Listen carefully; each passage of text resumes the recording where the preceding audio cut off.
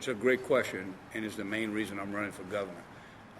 I don't think it should have come as a surprise to anyone that would happen, because we started down this process some years ago. If we go back to 1989, I thought Governor Roma had a great idea when he set up what is something called the Revenue Estimating Conference, which we call the REC, which is a transparent process by which economists along with state officials decide unanimously on the amount of money that's available for the governor to draw up the executive budget.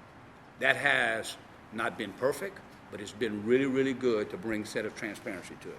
You'd be surprised to know that we have no process right now, no transparent process whatsoever to review on the tax exemptions, tax credits, and tax rebates. We have no process. So what we ended up with last year is nilly-willy accounting and nilly-willy kind of searching to find the easiest ways we might be able to grab money because we had no process leading up to that.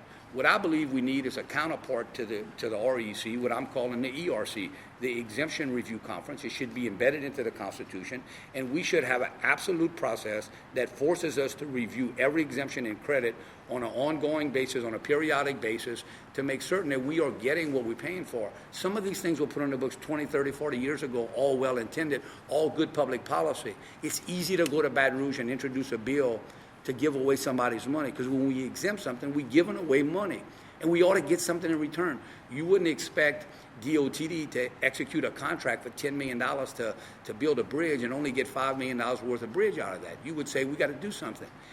I think we need to have a periodic process, because what we got to this year, we took the path of least resistance early on. We cut, and then we swept some of the funds, and then we cut and we swept, then we swept and we cut, and then in an election year, it became more palatable to raise taxes than it was to cut.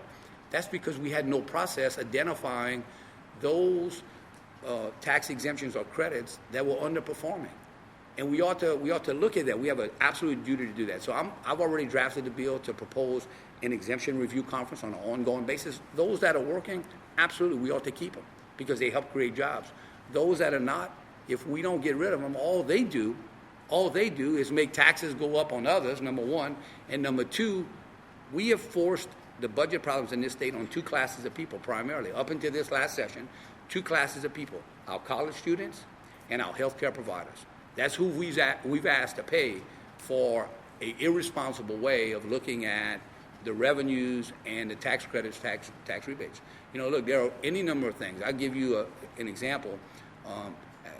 I won't get into the name of the issue because I don't want that to be the subject matter. But I'm aware of a fiscal note on a particular item that was